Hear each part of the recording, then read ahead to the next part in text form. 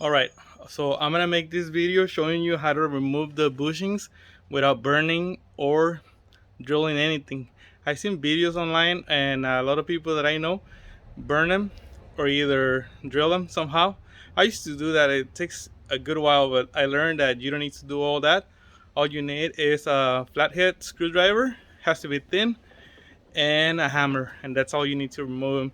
It only takes a couple of seconds and a couple of tries. It's easy, you don't make a mess, you don't need to burn anything, so I'm gonna show you how.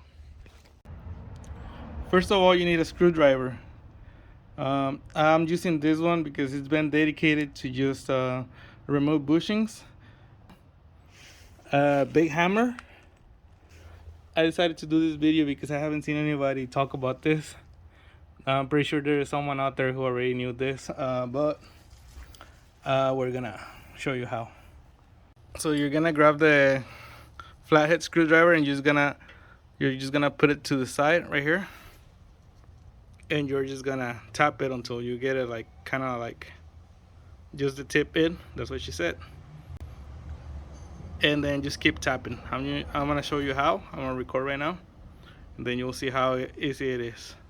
Just make sure it's on the side. What you want to do is hit the sleeve so it slides out, like I'm gonna show you right now.